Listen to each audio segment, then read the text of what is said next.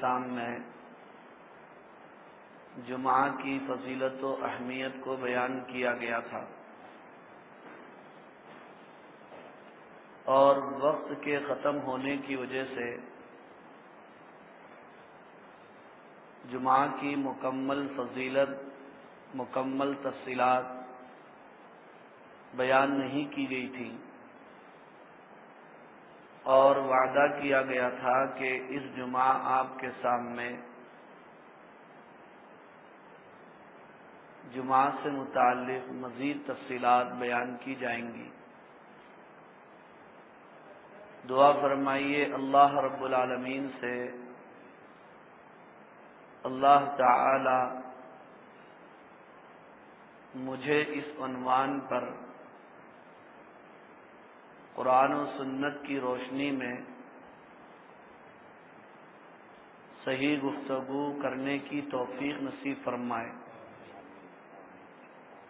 اور آپ حضرات کو بیداری کے ساتھ، چاق و چوبند رہنے کے ساتھ، نہایت ہی توجہ کے ساتھ بیان سننے اور اس سے اثر لینے کی توفیق نصیب فرمائے۔ گزشتہ جمعہ آپ کے سامنے بیان کیا گیا تھا کہ جمعہ افضل الایام ہے، جمعہ عید المؤمنین ہے، جمعہ مسلمانوں کی عبادت کا دن ہے، جمعہ مسلمانوں کی خصوصیات میں سے ہے، اور جو جمعہ کے دن کا، جمعہ کی نماز کا سنتوں کے ساتھ اہتمام کرتا ہے، اللہ تعالیٰ اس جمعہ سے لے کر اگلی جمعہ تک اس کے سارے گناہوں کو بفضلہ معاف فرما دیتے ہیں۔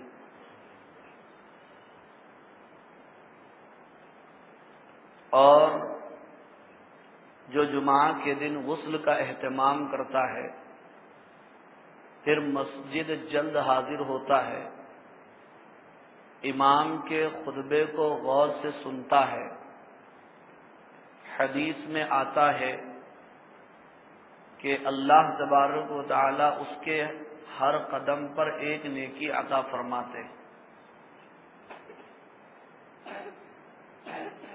جمعہ کی سنتیں اور جمعہ کے مستحبات، جمعہ کے آداب کئی ایک ہیں، جن میں سے اکثر سنتیں، اکثر آداب و مستحبات و مندوبات گزشتہ جمعہ آپ کے سامنے تفصیل سے بیان کیے گئے تھے،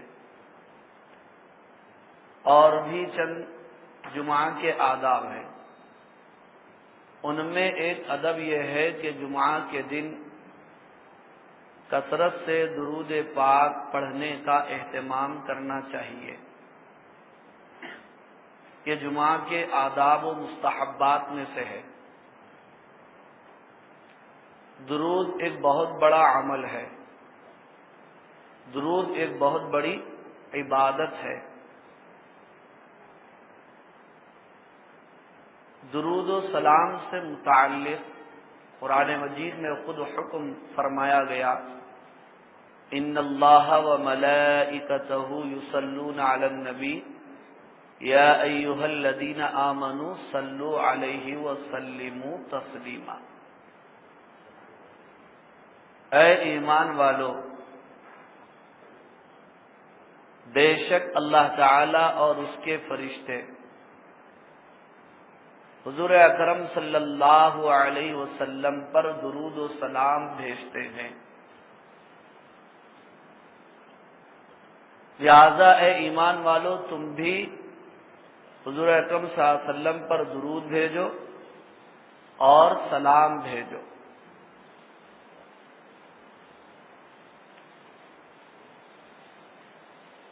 درود سے متعلق حضرات علماء اکرام اس آیت کے ذیل میں لکھتے ہیں کہ کسی اور عبادت کے بارے میں اللہ تعالیٰ نے یہ بیان نہیں فرمایا، نماز، روزہ، حج، زکوٰۃ، تلاوت اور ذکر، کہ اللہ تعالیٰ بھی یہ عمل کرتے ہیں تم بھی کرو، مگر درود کے بارے میں فرمایا کہ فرشتے بھی درود بھیجتے ہیں، اللہ تعالیٰ بھی درود بھیجتے ہیں، لہذا اے ایمان والو تم بھی حضور پر درود بھیجو اور سلام بھیجو۔ گرچہ کہ درود کی نسبت اگر اللہ تعالیٰ کی طرف ہو جائے تو اس کا مطلب الگ ہوتا ہے، اور فرشتوں کی طرف ہو جائے تو اس کا مطلب الگ ہوتا ہے، اور ہم انسانوں کی طرف ہو جائے تو الگ مطلب ہوتا ہے۔ اللہ تعالیٰ کی طرف اگر نسبت ہو تو وہاں پر رحمت کے معنی میں ہے، فرشتوں کی طرف اگر نسبت ہو تو دعا کے معنی میں، اور ہمارے طرف اگر اس کی نسبت ہو تو آپ صلی اللہ علیہ وسلم کے لیے رحمت کی دعا، آپ کے رفع درجات کی دعا مراد ہے، اور آپ صلی اللہ علیہ وسلم کا حق بھی ہے کہ ہم آپ کی شان میں کثرت سے درود پاک کا اہتمام کریں۔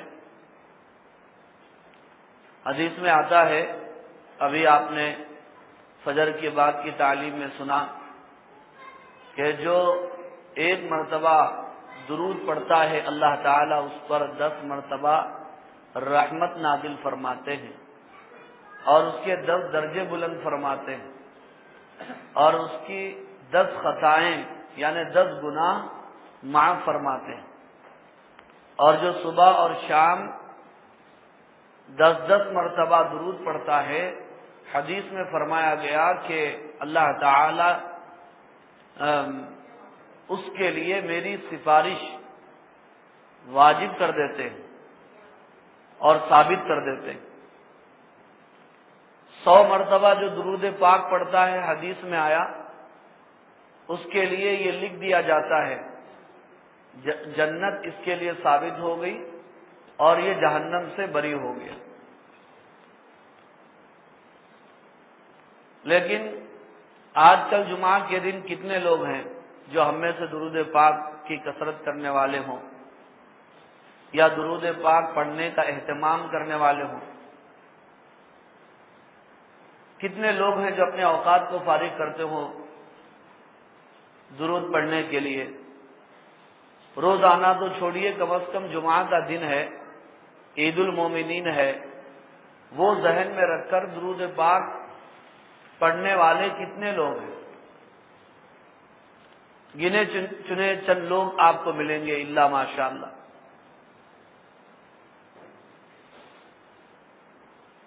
کیوں؟ اس لیے کہ ہمارے پاس دین کی قدر نہیں، ایمان کی اہمیت نہیں، آپ صلی اللہ علیہ وسلم کی سنتوں کو اپنانے کا شوق نہیں۔ اور یہاں تک بھی حدیث میں آیا ہے کہ اگر اللہ کے نبی کا نام سامنے آ جائے اور آدمی درود نہ پڑھے تو اس کے لیے حضرت جبرائیل علیہ السلام نے بد دعا فرما دی، اور آپ صلی اللہ علیہ وسلم نے ان کی بد دعا پر آمین کہا۔ جمعہ کا دن تھا، آپ صلی اللہ علیہ وسلم منبر پر اپنا قدم مبارک رکھ رہے تھے، آپ کی زبان سے آمین نکل گیا۔ ہر زینے پر، ہر سیڑھی پر آپ نے آمین فرمایا۔ نماز کے بعد صحابہ نے پوچھا تو آپ نے فرمایا کہ حضرت جبرائیل آئے تھے اور انہوں نے 3 بد دعائیں دی، ان میں کی ایک بد دعا یہ بھی تھی کہ ہلاک ہو وہ آدمی جس کے سامنے میرا نام لیا جائے اور مجھ پر درود نہ بھیجے، تو میں نے آمین کہا۔ اب آپ خیال کیجئے، بد دعا دینے والا فرشتہ، وہ بھی فرشتوں کا سردار ہے، اور اس بد دعا پر امین کہنے والی ذات رحمت للعالمین کی ہے، اور دن کون سا ہے؟ اور دن وہ جمعہ کا دن ہے، شہر کون سا ہے؟ مدینہ منورہ ہے۔ اب ایسے وقت میں جس کے لیے بد دعا کی گئی وہ تباہ و برباد ہو سکتا نہیں ہو سکتا؟ اس لیے جب بھی ہم بیان میں بیٹھے سرکار دو عالم صلی اللہ علیہ وسلم کا نام نامی اس میں گرامی آئے تو ہم جو ہے دل ہی دل میں صلی اللہ علیہ وسلم کم از کم یہ چھوٹا درود و سلام تو ہم پڑھ لیں۔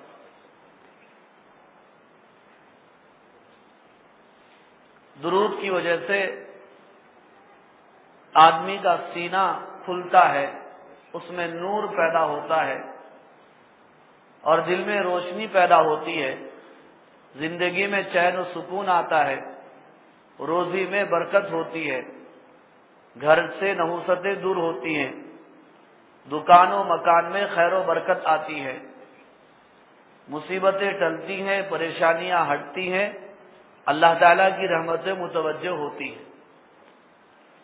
تو اس لیے ہر دن درود پڑھنا چاہیے، لیکن کم از کم جمعہ کے دن خاص طور پر درود پاک کا ہم کیا کریں؟ اہتمام کریں۔ اسی طرح جمعہ کے آداب میں سے یہ بھی ہے کہ جمعہ کے دن سورہ کہف کی تلاوت کا اہتمام کیا جائے اور سورہ یاسین شریف کی تلاوت کا اہتمام کیا جائے۔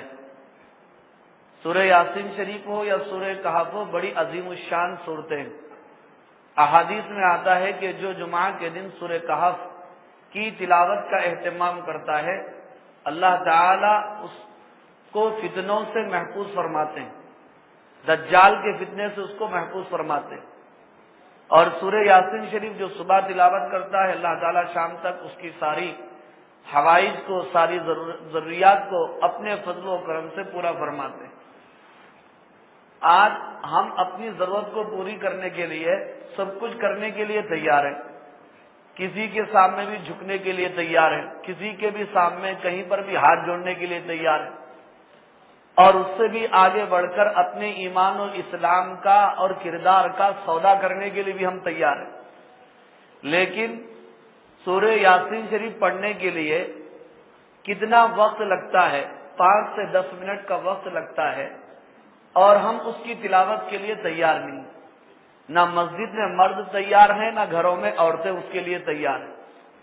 میں نے آپ سے اس سے پہلے بھی کہا اور کئی بار کہا کہ گھروں میں ہماری ماں اور بہنوں کا عالم یہ ہے، اہم دنوں میں وہ نہانے دھونے میں، کپڑوں کو دھونے میں اور گھر کی صفائی میں لگ جاتی۔ کیا جمعہ کا دن، کیا شب برات، کیا شب قدر، اور کیا دونوں عید کے دن، کیا دونوں عید کی راتیں۔ حالانکہ عید کی راتوں کو لیلۃ الجائزہ کہا جاتا ہے، جس میں اللہ تعالی بندوں کو اپنے انعامات سے سرفراز فرماتے ہیں۔ جب لینے کا موقع ہوتا ہے، خالق کائنات رب ارض و سما رب العالمین اپنے خزانوں کے ساتھ آسمان دنیا پر تشریف لا کر ندا دیتے ہیں، آواز دیتے ہیں، بھائی کوئی تندرست ہے تو آ جائے، کوئی بیمار ہے تو آ جائے، کوئی پریشان حال ہے تو آ جائے، میں اس کی پریشانی کو دور کروں گا، میں اس کی بیماری دور کروں گا، میں اس کی تندرستی جو ہے دور کروں گا۔ لیکن اس وقت میں ہم لوگ یا تو سونے میں ہوتے ہیں یا گھر کے کام کاج میں لگ جاتے ہیں۔ حالانکہ جمعہ کے جو 24 گھنٹے ہیں، اور 24 گھنٹے مطلب یہ کہ 24 ساعت، ساعت ایک گھنٹے کو ایک لہجے کو کہتے ہیں۔ یہ حدیث میں آپ کو سنا رہا ہوں، آپ لوگ سوئیے مت، ادھر دیکھیے آپ، کہ اس لیے کہ توجہ سے اوپر دیکھیں گے تو بات جو ہے سمجھ میں آئے گی نا بھائی، برا ماننے کی ضرورت نہیں اس کے اندر۔ اور بعض لوگ جو ہے بیان کے وقت ذکر وغیرہ کرتے ہیں، میں کسی کو دیکھ کر نہیں بول رہا ہوں، ایک اللہ والے کا قول سنا رہا ہوں، ایک جو بزرگ کی بات سنا رہا ہوں، انہوں نے کسی کو اپنے سامنے بیان کے دوران ذکر کرتے ہوئے دیکھا تو منع فرما دیا، اور بڑی اچھی بات انہوں نے کہا کہ بھائی بیان بھی خود ایک ذکر ہے، بیان کرنا بھی ذکر ہے، بیان سننا بھی ذکر ہے، بیان کرنا بھی عبادت ہے، بیان سننا بھی عبادت ہے۔ بشرطے کہ آدمی کی نیت صحیح ہو۔ تو اس لیے بیان کے دوران جو خود ایک عبادت ہے، کوئی دوسری ایک عبادت نہیں ہونی چاہیے۔ جیسے ہم نماز کے دوران ذکر کر سکتے ہیں، اس لیے کہ نماز خود عبادت ہے، تو بیان بھی خود ایک عبادت ہے، بعد میں جو وقت بھی دیا جاتا ہے سنتوں کے لیے، نوافل کے لیے۔ تو بہرحال میں آپ کے سامنے یہ عرض کر رہا تھا کہ ہم جتنی بات توجہ سے سنیں گے تو بات جو ہے سمجھ میں آئے۔ تو جمعہ کے جو 24 گھنٹے ہیں، ہر گھنٹے میں حدیث میں آتا ہے اللہ تبارک و تعالی 500 جہنمیوں کو اپنے فضل و کرم سے آزاد فرماتے ہیں۔ کتنے؟ 500۔ اور ان 24 گھنٹوں میں ایک لمحہ وہ ہوتا ہے جو اللہ تعالیٰ نے ہم کو نہیں بتایا ہے، اس میں حکمت ہے، مصلحت ہے، ورنہ ہم عین اسی وقت آتے اور جو دعا کر لیتے چلے جاتے۔ اور ہماری عادت تو ہو گئی ہے، ہم صرف جو ہے کیا دیکھتے ہیں دعا کو، کہیں بیان ہو رہا ہے، کہیں بڑا اجتماع ہے تو معلوم یہ کرتے ہیں کہ بھئی دعا کب ہے، دعا کا ٹائم بولو ہمارے کو۔ آئین دعا کے وقت جو ہے شریک ہوتے ہیں، دعا میں حاضر ہو گئے، امین بولے، انگلی کٹا کے شہیدوں میں نام لکھا کے ہم چلے جاتے۔ ایک صاحب بولے مول صاحب ایسا کرے تو ہوتا، بغیر محنت کرے کہ مزدوری لو، بولے تو کون دیتے؟ دنیا تو نہیں دیتی مگر اللہ اپنے فضل و کرم سے عطا فرماتے۔ اس لیے کہ دینی محفلیں، مجلسیں جہاں جمتی ہیں، رحمت کے فرشتے اس کو اپنے گھیرے میں، اپنے احاطے میں لے لیتے ہیں، یہاں تک کہ وہ جگہ بھر جاتی ہے، وہ گلیاں، وہ بستیاں بھر جاتی ہیں، اور آسمان تک جو سلسلہ چلا جاتا ہے۔ اور اللہ تعالیٰ اس کے بعد پوچھتے ہیں فرشتوں سے کہاں سے آ رہے ہو؟ تو فرشتے ہمارا پورا حال اور پوری یہاں کی کیفیت بیان کرتے ہیں۔ اللہ تعالیٰ عالم الغیب ہونے کے باوجود فرشتوں سے پوچھتے ہیں میرے بندے کیا کر رہے تھے، مجھ سے کیا مانگ رہے تھے، کس چیز سے پناہ چاہ رہے تھے۔ تو فرشتے ہماری پوری جو ہے یہاں کی حالت سناتے ہیں، ہماری دعائیں سناتے ہیں، اور ہم جن چیزوں سے حفاظت مانگتے ہیں وہ سناتے ہیں۔ تو اللہ تعالیٰ کہتے ہیں کہ جاؤ، میں نے ان کو معاف کر دیا، میں نے ان کو جنت دے دی، میں نے ان کو جہنم سے آزاد کر دیا، اور اس محفل میں شریک ہر آدمی کی میں نے مغفرت کر دی۔ تو فرشتے کہتے ہیں کہ ایک آدمی ان میں شریک تو نہیں تھا، اور ان کا جلیس اور رفیق تو نہیں تھا، وہاں آیا تھا اور گزر کر چلا گیا۔ تو اللہ تعالیٰ فرماتے ہیں کہ وہ ایسی محفل ہے وہاں سے گزرنے والا بھی محروم نہیں ہوتا ہے، میں اس کو بھی جو ہے معاف کر دیا۔ تو یہ ہے اللہ تعالیٰ کی رحمت، اللہ تعالیٰ کی مغفرت کا عالم اور حال۔ تو اللہ نے وہ وقت نہیں بتایا جمعہ کے دن جو اللہ نے وقت رکھا ہے، لیکن وہ وقت، وہ لحظہ، وہ گھڑی اگر کسی کو مل جائے تو اللہ اس کی دعا کو رد نہیں فرماتا۔ اور خاص طور پر شب جمعہ بہت ہی مبارک وقت ہے، جمعہ کی رات میں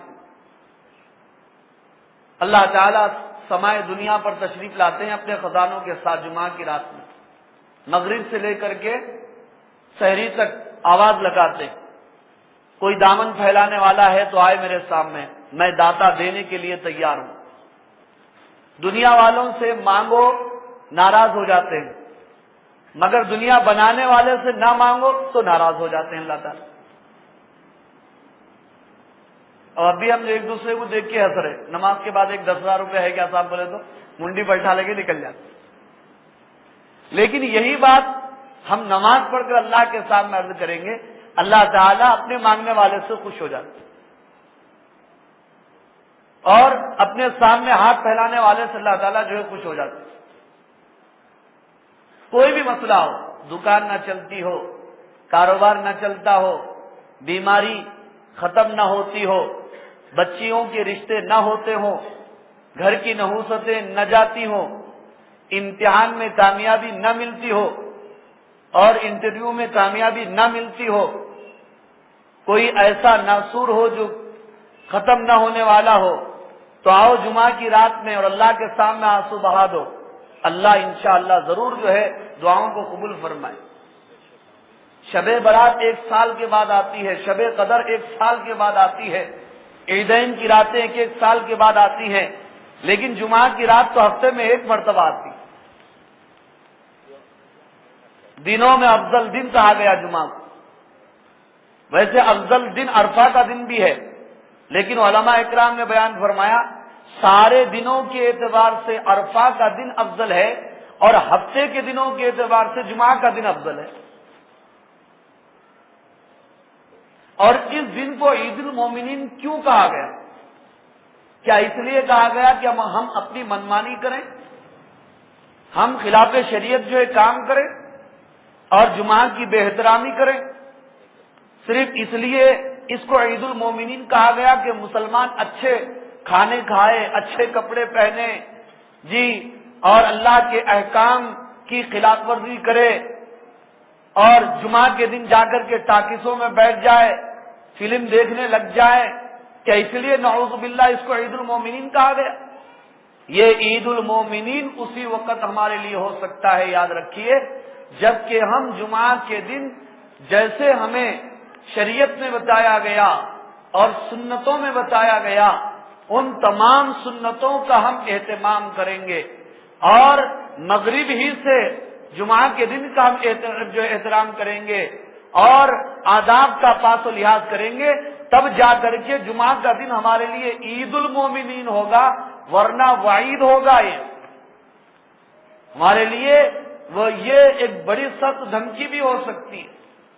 سابقہ امتوں میں کسی امت کو عبادت کے لیے ہفتے کا دن دیا گیا تھا، اور کسی کو عبادت کے لیے اتوار، انہوں نے اس کی بے احترامی کی اور اس دن اللہ تعالیٰ کی عبادت نہیں کی، تو اللہ تعالیٰ نے فرمایا کونو قردۃ خاسئین، تم گھٹیا بندر بن جاؤ۔ اللہ نے ان کے چہروں کو خنزیر بنا دیا تھا، اور آج اللہ نے ہم کو اس امت محمدیہ علیہ السلام کو یہ دن دیا ہے۔ اگر ہم اس کا احترام نہیں کریں گے جیسے جو بتلایا گیا، تو پھر ہمارے چہرے بھی ایسے ہو سکتے ہیں، ہمارے جسم بھی ایسے ہو سکتے ہیں، اور اگر وہ نہیں ہوئے، کیونکہ اللہ کے نبی کی دعا ہے، ہمارے محبوب کی یہ دعا ہے کہ اللہ میری امت کے چہروں کو مسخ نہ فرما، اس لیے ہم بچے ہوئے ہیں، ورنہ ہمارے دل اور قلوب مسخ ہو سکتے ہیں۔ اللہ تعالیٰ جو ہماری حفاظت فرمائے۔ تو بزرگوں اور میرے عزیز دوستو، جمعہ کے دن سورہ یاسین شریف اور سورہ کہف کی تلاوت کا بھی اہتمام کرنا چاہیے، دعاؤں کا اہتمام کرنا چاہیے، درود شریف کا بھی اہتمام جو کرنا چاہیے، یہ چیزیں۔ اب آئیے میں آپ کے سامنے سورہ جمعہ کی جو آیات ہے جمعہ سے متعلق، اس کی تفسیر آپ کے سامنے رکھوں گا، تاکہ جمعہ اور جمعہ کے دن کی، جمعہ کی نماز کی اور جمعہ کی اذانوں کی اہمیت جو ہے ہمیں معلوم ہو جائے۔ قرآن مجید میں 28ویں پارے میں ایک سورت ہے جس کا نام سورۃ الجمعہ ہے۔ اس سورت کے نام ہی سے جمعہ کی فضیلت اور اہمیت ہم کو معلوم ہوتی ہے، اس لیے کہ ہفتے کے دن کے نام سے، اتوار کے دن کے نام سے، پیر کے دن کے نام سے، منگل کے دن کے نام سے اور جمعرات کے دن کے نام سے کوئی سورت اللہ نے نازل نہیں فرمائی، البتہ جمعہ کے دن کے نام سے سورۃ الجمعہ جو 28ویں پارے میں موجود ہے، آپ اس کو پڑھ سکتے ہیں، دیکھ سکتے ہیں۔ اس سورت میں 2 رکوع ہیں، 11 آیات ہیں۔ پہلا رکوع، اس کے اندر اور باتیں بیان کی گئی ہیں۔ دوسرے رکوع میں اللہ تعالی نے جمعہ کی فضیلت کو اور جمعہ کے دن کے احکام کو اور جمعہ کے مسائل کو اور جمعہ کی جو اذان ہے اس کے مسائل کو اللہ تعالیٰ نے بیان فرمایا۔ یہاں سے جو ہے وہ رکوع شروع ہوتا ہے، یا ایھا الذین آمنوا، اے ایمان والو۔ اللہ تعالیٰ جب بھی ایمان والوں کو خطاب فرماتے ہیں تو کیا کہتے ہیں؟ اے ایمان والو۔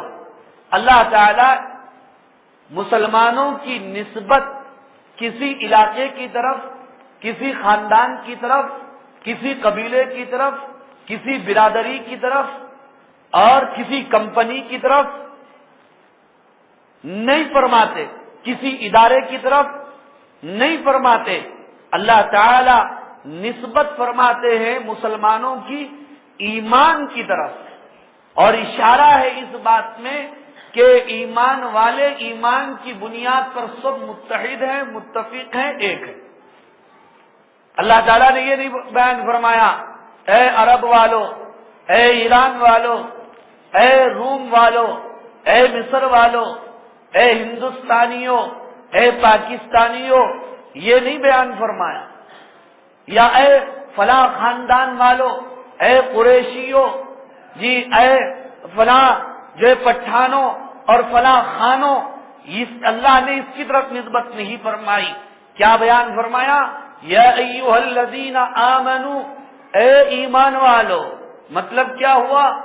مطلب یہ ہوا کہ تم ایمان والے ہو، اور ایمان والے ہونے کا مطلب یہ ہے کہ تم نے اس بات کا اقرار کیا، اور تم نے اس بات کا اعتراف کیا، اور تم نے کلمہ لا الہ الا اللہ محمد الرسول اللہ پڑھ کر اس بات کی تصدیق کی کہ ہم اللہ کو اپنا خالق مانتے ہیں، اللہ کو ہم اپنا مالک مانتے ہیں، اللہ کو ہم رب العالمین مانتے ہیں، اور محمد صلی اللہ علیہ وسلم کو رحمت للعالمین مانتے ہیں۔ اب ہم حکم اللہ کا مانیں گے، اور طریقہ اللہ کے نبی کا ہم جو مانیں گے، اللہ کے حکم کے مطابق، نبی کے طریقے کے مطابق ہم اپنی زندگیوں کو گزاریں گے۔ یہ تم نے اعتراف کیا، اقرار کیا۔ یا ایھا الذین آمنو، اے ایمان والو، یعنی اے وہ لوگوں جنہوں نے اللہ پر ایمان رکھنے کا دعویٰ کیا، جنہوں نے اللہ تعالی کی اطاعت کرنے کا اور اللہ کے نبی کی اطاعت کرنے کا دعویٰ کیا ہے۔ تو اب آؤ اگلی بات سنو، یا ایھا الذین آمنو، اے ایمان والو، اذا کے معنی جب، نودیا ندا دی جائے، ندا کے معنی ویسے آواز کے آتے ہیں، ندا کے معنی ویسے پکار کے آتے ہیں، لیکن مراد یہاں پر کیا ہے؟ مراد یہاں پر ندا سے، آواز سے، پکار سے اذان ہے۔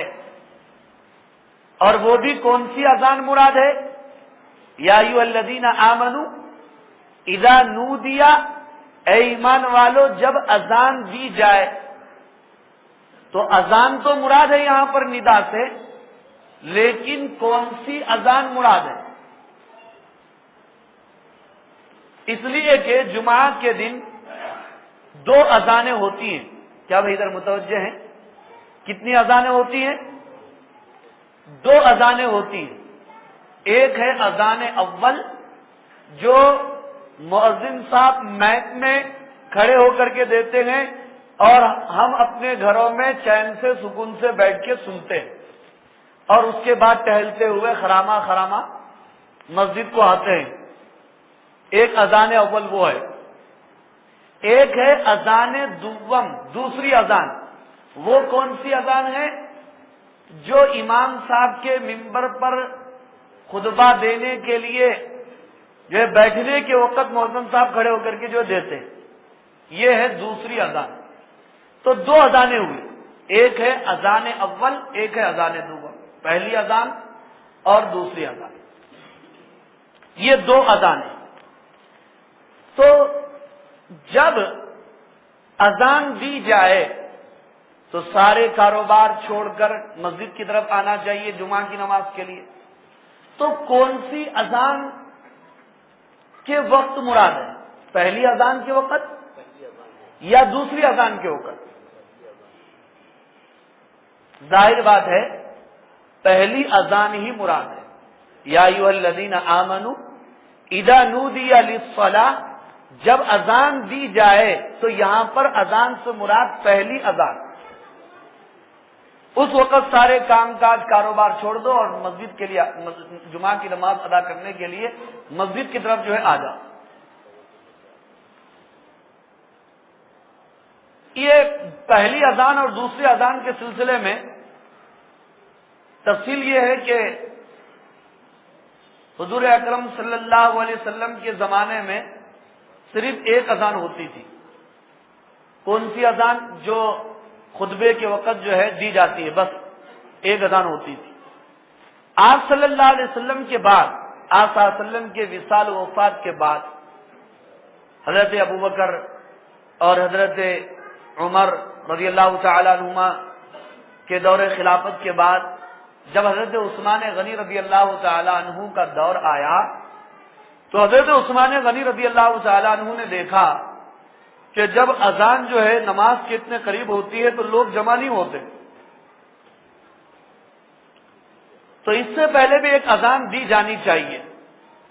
تو انہوں نے مؤذن کو حکم دیا کہ جمعہ کے لیے ایک اور اذان دی جائے.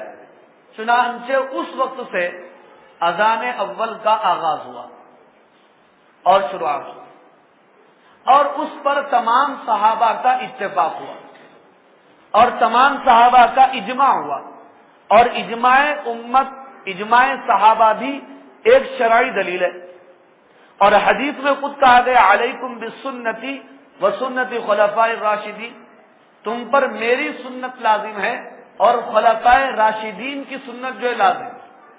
اور ایک حدیث میں یوں فرمایا گیا اصحابی کالنجوم بأیہم اقتدیتم اہتدیتم، میرے صحابہ ستاروں کی مانند ہیں، ان میں تم جس کی بھی اقتدا کرو گے ہدایت پا جاؤ گے.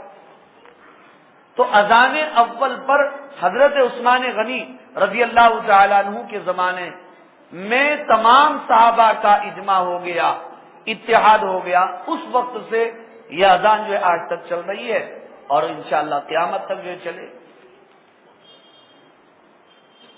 تو یہاں پر اذان اول ہی مراد ہے. یا ایھا الذین آمنوا اذا نودی، جب اذان دی جائے تو کون سی اذان دی جائے؟ ہاں، پہلی اذان دی جائے، دوسری اذان نہیں، پہلی اذان دی جائے. اذا نودی للصلاۃ، صلاۃ کے معنی کیا آتے ہیں؟ نماز کے آتے ہیں. ویسے اس کے لغوی معنی دعا کے ہیں، پوری نماز میں دعا ہی دعا ہے، اس لیے نماز کو صلاۃ کہا جاتا ہے عربی زبان میں. لیکن یہاں پر نماز سے کون سی نماز مراد ہے؟ ہر نماز مراد نہیں ہے، یہاں پر مراد جو ہے جمعہ کی نماز مراد. تو جب جمعہ کی نماز کے لیے اذان دی جائے، اس لیے کہ آگے اللہ نے خود بیان فرمایا می یوم الجمعہ، جمعہ کے دن. یومن کے معنی دن کے آتے ہیں، اس کی جمع ایام. می یوم الجمعہ، جمعہ کے دن اذان دی جائے تو اب وہاں پر نماز سے مراد کون سی نماز ہوگی؟ نماز جمعہ ہی جو مراد ہو. اچھا، یہاں پر جو فرمایا گیا می یوم الجمعہ، جمعہ کے دن، اب اس کی بھی تھوڑی تفصیل آپ سن لیجئے کہ جمعہ کے معنی کیا ہیں اور جمعہ کے دن کا نام جمعہ کیوں رکھا گیا. جمعہ کے معنی آتے ہیں جمع ہونے کا دن، جمع ہونے کا دن. اب جمعہ کا نام جمعہ کیوں رکھا گیا؟ اس کی کئی ایک وجہ بیان کی جاتی ہے. ایک وجہ یہ بیان کی جاتی ہے جیسا کہ مفسرین نے بیان جو کیا تفسیر مظہری میں اور تفسیر ابن کثیر میں، وہ یہ ہے کہ جمعہ کے دن اللہ تبارک و تعالی نے حضرت آدم علیہ السلام کی تخلیق کے لیے اور ان کی پیدائش کے لیے فرشتوں کے ذریعے سے مٹی کو جمع کروایا، اس لیے جو ہے جمعہ کا نام یہ جمعہ پڑ گیا. ایک وجہ یہ بھی بیان کی جاتی ہے کہ یہی وہ دن ہے جس دن حضرت آدم اور حضرت حوا علیہ السلام دنیا میں جمع ہوئے تھے اور دونوں کی ملاقات ہوئی تھی، عرفات کے میدان میں ہو یا پھر مقام جدہ میں ہو، دونوں کی ملاقات ہوئی تھی، اسی لیے اس دن کا نام کیا رکھا گیا؟ جمعہ رکھا گیا. اور ایک وجہ یہ بھی بیان کی جاتی ہے کہ اس دن مسلمان مسجدوں میں خاص طور پر کثرت سے جمع ہوتے ہیں، اس لیے بھی اس دن کا نام کیا رکھا گیا؟ جمعہ جو رکھا گیا. عرب میں اس کا نام جمعہ نہیں تھا، بلکہ عرب جو ہے کچھ اور نام جو دیے تھے. یوم العروبہ، یوم العروبہ.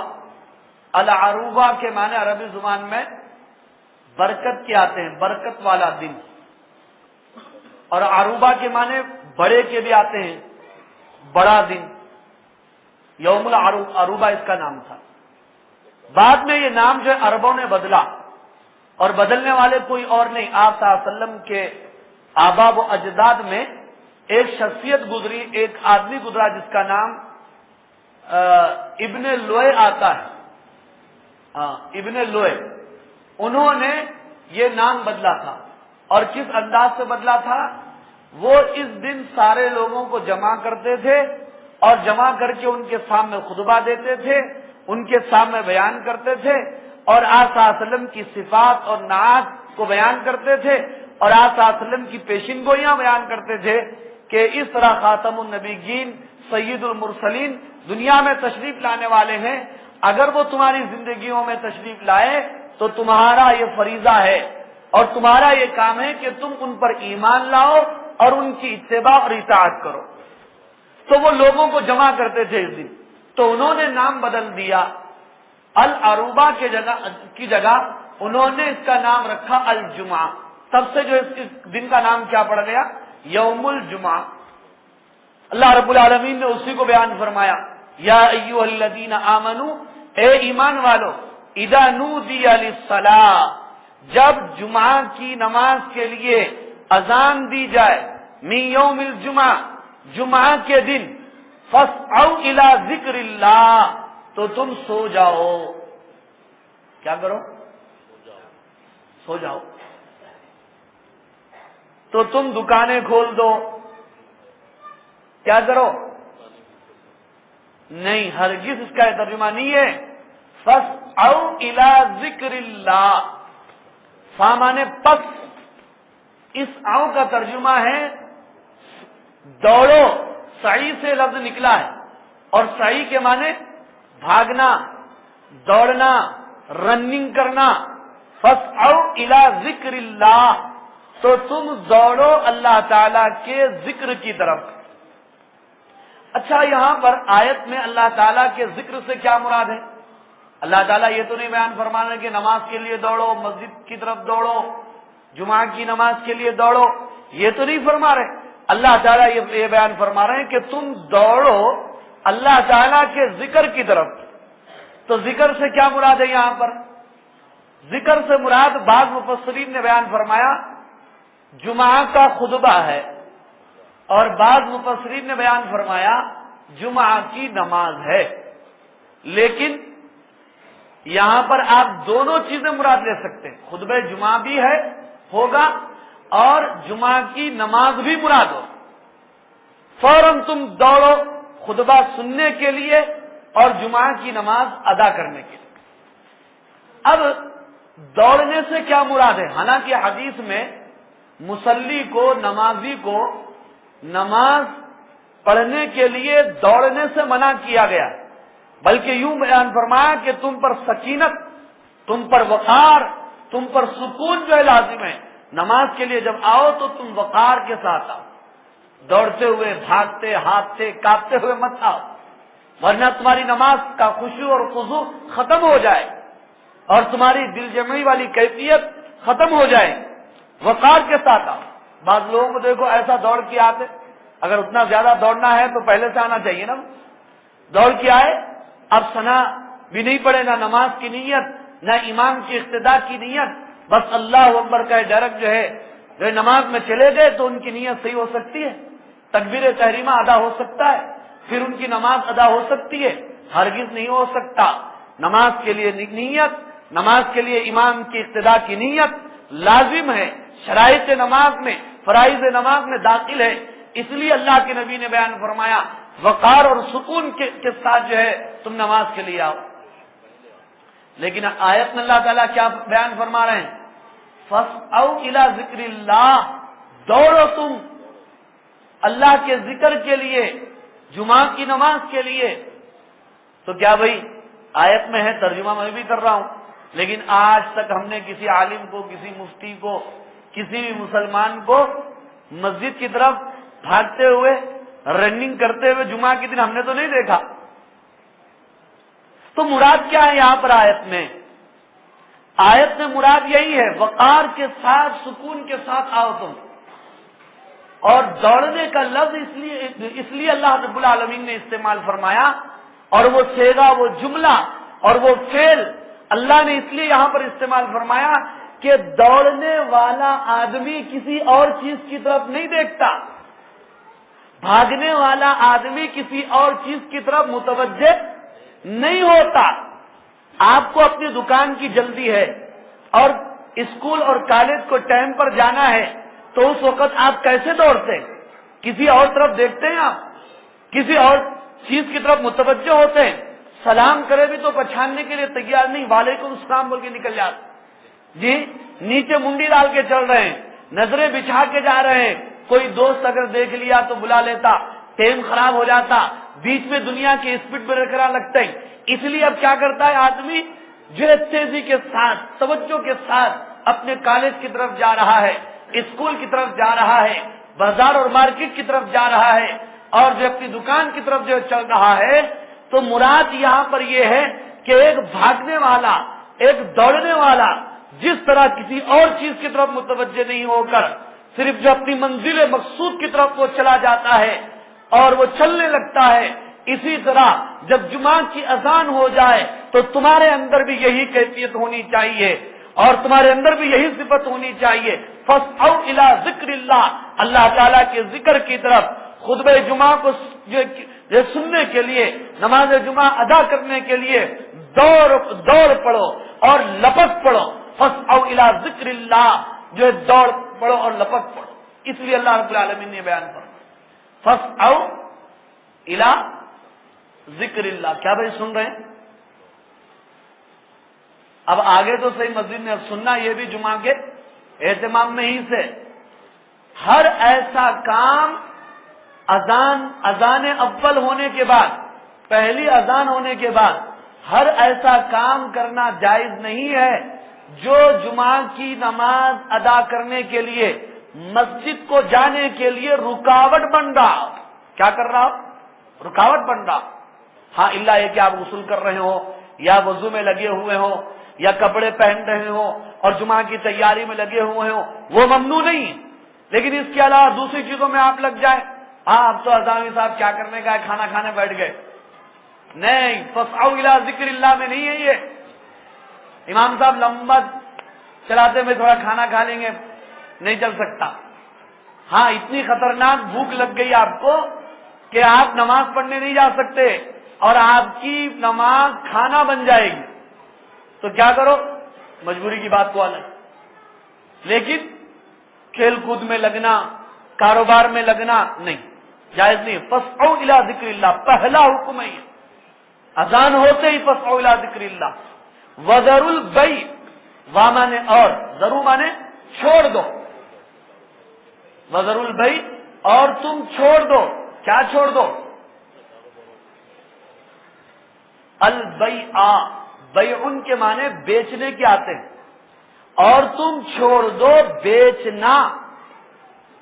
اچھا صاحب، آیت میں تو اتنا ہی ہے کہ اذان اول کے بعد تم بیچنا چھوڑ دو، لیکن وہاں پر جو ہے نہ کھانا چھوڑ دو ہے، نہ پینا چھوڑ دو ہے، اور نہ شاپنگ کرنا چھوڑ دو ہے، کچھ بھی نہیں ہے، خالی بیچنا چھوڑ دو ہے نا.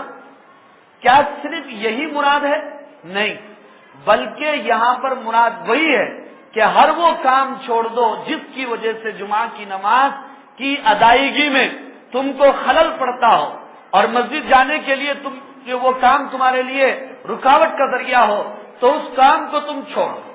مگر اللہ تبارک و تعالیٰ نے یہاں پر صرف البیع، بیچنا چھوڑ دو فرمایا. کیوں؟ اس میں حکمت ہے، اس میں مصلحت ہے، اس میں ایک نقطہ ہے. وہ یہ ہے جب بیچنے والے لوگ بیچنا چھوڑ دیں گے تو خریدنے والے خود بخود نہیں آئیں. اچھا، خریدنے والے زیادہ ہوتے ہیں، بیچنے والے زیادہ ہوتے ہیں؟ بولو بھائی، خریدنے والے زیادہ، بیچنے والے زیادہ نہیں ہوتے. بیچنے والے کم ہوتے ہیں اگر وہ اپنے دکانوں کو تالے لگا دیں گے اور اپنے کاروبار وہ بند کر دیں گے، دکانوں کے اوپر وہ پردے ڈال دیں گے اور ایک ماحول بن جائے گا تو کوئی خریدنے کے لیے نہیں جائے گا. سب کو معلوم ہو جائے گا کہ بھئی جمعہ کے دن اذان ہوتے ہی جو ہے دکانیں بند ہو جاتی ہیں, مارکیٹ جو ہے بند ہو جاتی ہے, کوئی نہیں جائے. اس لیے سب سے زیادہ بھاری ذمہ داری تاجروں کی ہے, کاروباری لوگوں کی ہے کہ اذان ہوتے ہی وہ اپنے دکانوں کے اوپر تالا لگا اور اپنے کاروبار کو جو ہے بند کر. پیٹرول پمپ والے اگر پیٹرول جو ہے ڈالنا بند کر دیں گے تو کون اپنی گاڑی لے کر کے وہاں پر جائے گا؟ اور ہوٹل والے اپنے جو ہوٹل بند کر دیں گے تو کون جو ہے چائے پینے کے لیے جائے گا؟ پان کے ڈبے والے اپنا پان کا ڈبہ بند کر دیں گے, کون سگریٹ خریدنے کے لیے جائے گا بتائیے؟ سواریاں دینے والے اپنی سواری دینا بند کر دیں گے تو کون سواری لینے کے لیے کرائے کے لیے جائے گا آپ بتائیے؟ تو یہ ذمہ داری کاروباری لوگوں کی ہے. اور جمعہ کی اذان کے بعد پھر بھی جو ہے دکان بند کر جو چلانا, آپ تفسیر اٹھا کر کے دیکھیے اور فقہ کی کتابیں کھول کر دیکھیے, لفظ حرام وہاں پر لکھا ہوا. کیا لکھا ہوا؟ حرام, ناجائز. جو آدمی جس مسجد میں جمعہ کی نماز پڑھنے کے لیے جاتا ہے وہ اس مسجد کی اذان اول کا پابند ہے. نہیں صاحب, ظاہر آباد میں مختلف جو اذانیں ہوتی ہیں, میں آخری اذان کا حساب لگاتا ہوں. جیسا رمضان میں چلتا, کیا چلتا؟ سحری میں آخری سحرن کا حساب اور افطار میں پہلے سحرن کا حساب. یہ نہیں چلے گا. جو آدمی جس مسجد میں نماز پڑھنے کے لیے جاتا ہے وہ اس مسجد کی اذان کا پابند ہے, اس کے بعد اس کو اپنے دکان سے اٹھ جانا چاہیے. ہاں البتہ ایک گنجائش ہے کاروباری لوگوں کے لیے کہ 1 سے 2 لوگ ہوں, ایک آدمی نماز پڑھنے کے لیے جائے اور دوسرا آدمی بیٹھا رہے, پھر وہ آئے تو دوسرا آدمی پھر نماز پڑھنے کے لیے جائے. تو جو آدمی جس مسجد میں نماز پڑھنے کے لیے جا رہا ہے اس مسجد کا حساب جو اذان کے حساب سے وہ جو ہے چلے گا. اس کی گنجائش ہے, لیکن بہتر نہیں ہے یہ بھی پورے لوگ جو ہے ایک ساتھ جو دکان جو ہے بند کر دیں. یہ افضل عمل ہے. اسی کو اللہ رب العالمین نے یہاں پر بیان فرمایا, فَاسْعَوْا إِلَىٰ ذِكْرِ اللَّهِ وَذَرُوا الْبَيْعَ ذَلِكُمْ خَيْرٌ لَكُمْ. پھر اللہ تعالیٰ یہ بیان فرماتے ہیں ذَلِكُمْ خَيْرٌ لَكُمْ, یہ تمہارے لیے اچھا ہے, یہ تمہارے لیے اچھا ہے. کیا اچھا ہے؟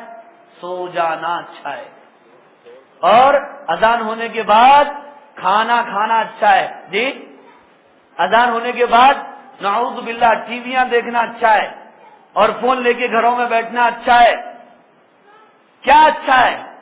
فرماتے نہیں, ذالکم, یہ تمہارے لیے, ذالکم خیر لکم, اچھا ہے.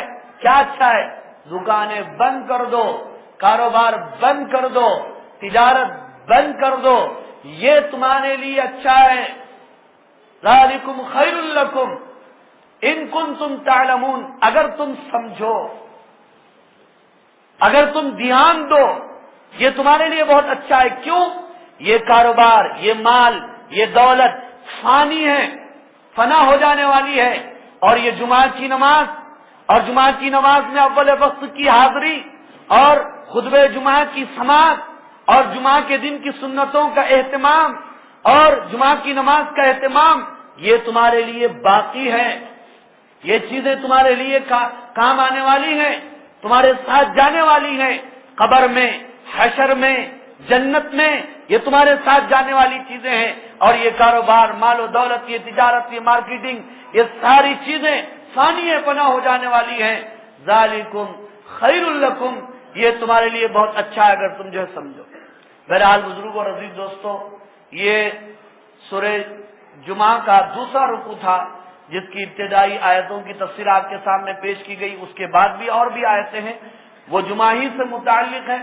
چونکہ وقت ہو چکا ہے, انشاءاللہ اس کی تفصیلات اور اس کا بیان اور اس کی ساری چیزیں آئندہ جمعہ آپ کے سامنے بیان کی جائیں گی. دعا فرمائیے اللہ رب العالمین سے اللہ تعالی ہمیں قرآن و سنت کے ان بیان کردہ احکام و آداب اور سنتوں کے مطابق نماز جمعہ ادا کرنے کی توفیق عطا فرمائے. وآخر دعوانا ان الحمد للہ رب العالمین. سنتوں سے فارغ.